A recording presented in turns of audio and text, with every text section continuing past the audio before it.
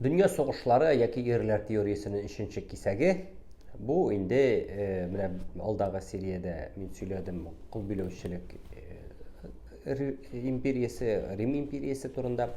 Һәм менә шушы Рим империясы таралганнан соң бит инде Европада урнаша христиан дине тарала һәм ныклап тарала һәм шундый шушы христиан диненә нигезләнгән дәүләт төзү идеясы озак вакытлар яши һәм ул төзелә, изге Рим империясы төзелә. Төрле халыкларны берләштергән, дин нигезендә берләштергән шушындый изге Рим империясы төзелә. Һәм бик озак еллар менә шушы изге Рим империясы тагын бер Европада урнаша инде, тагын бер полюслы дөнья. Мин әйткән идем бит инде менә бер полюслы дөнья ул була бөек Рим империясы. Һәм менә изге Рим империясы, шулай ук изге Рим империясы чоры, шулай ук бер полюслы дөнья дип әйтеп була.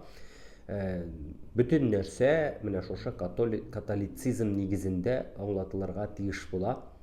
Һәм шушы изге Рим империясы Европаның үзәгендә иң куәтле дәүләт һәм монда Габсбурглар династиясе урнаша, шундый һәм булар идарә итәләр инде гасырлар буена. Әмма вакытлар узу белән шулай ук тәртипләр, кагыйдәләр үзгәрә. Чөнки менә фән, техника, мәдәният үсеш ала һәм менә изге Рим империясы бөтен нәрсәне бары тик католиклар дине, католицизм нигезендә генә аңлатырга куша. Менә фәнне өйрәнәсез икән, аның нигезе католицизм булырга тиеш.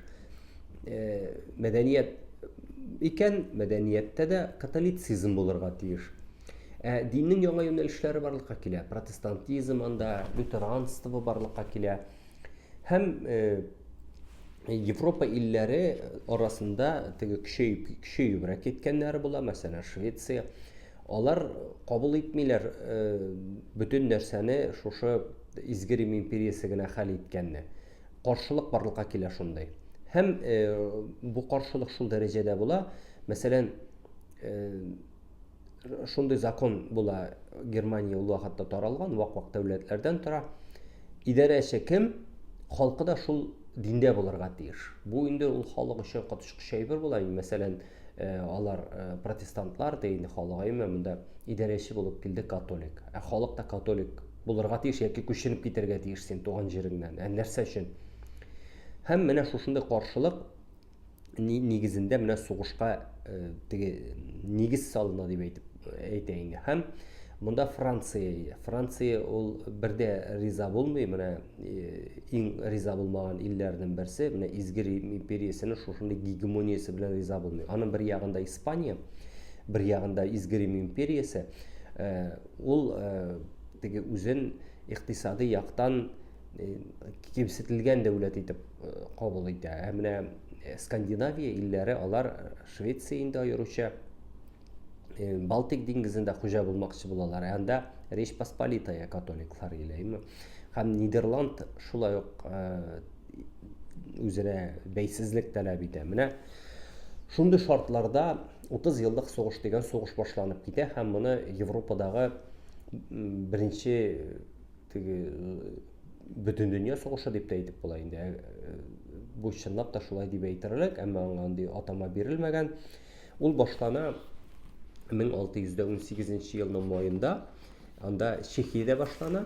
Чехия ул вакытта инде изге Рим империясы кулында. Чехиядә 3 кешене шушы изге Рим империясының 3 түрәсен тирескә ыргыталар тәрәзәдән.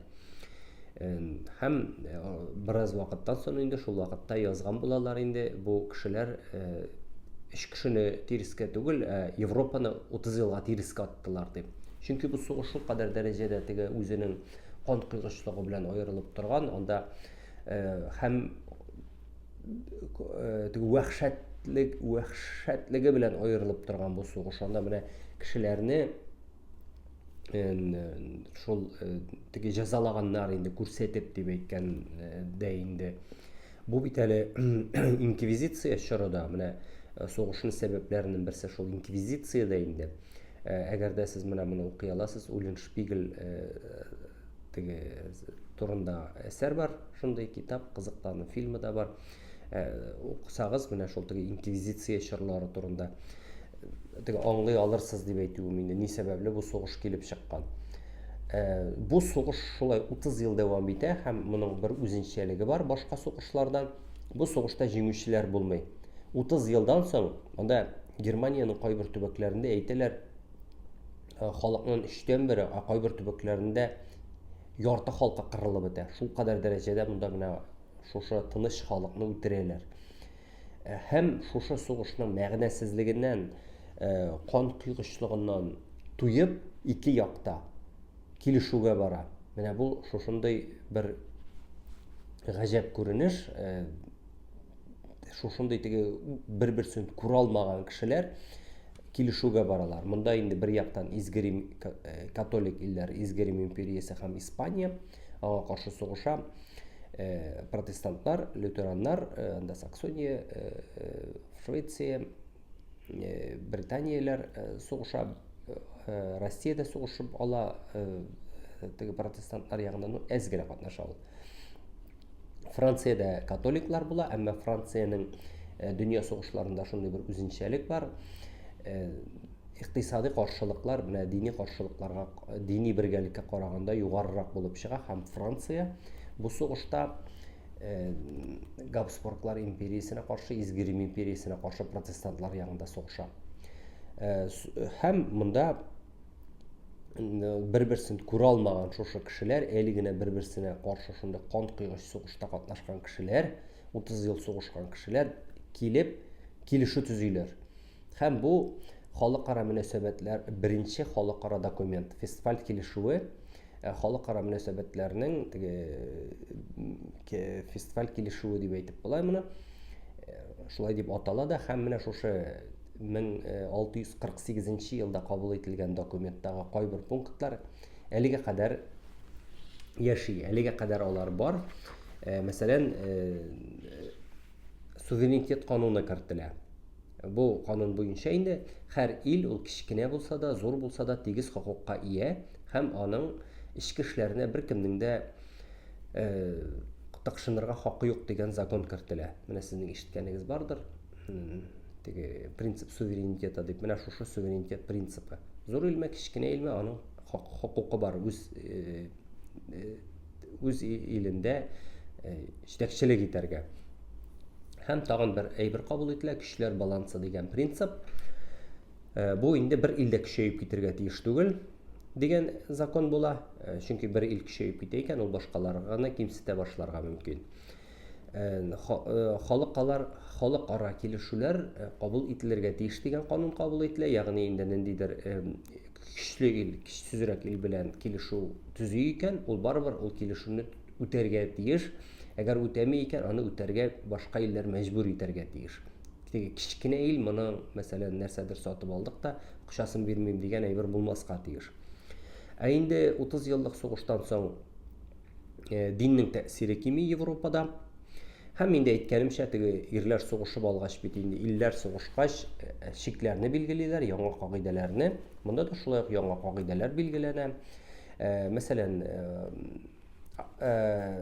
Бөек Изгерим империясе ул бераз көчсезләнә, әмма аны таркатмыйлар, андый нәрсә булмый.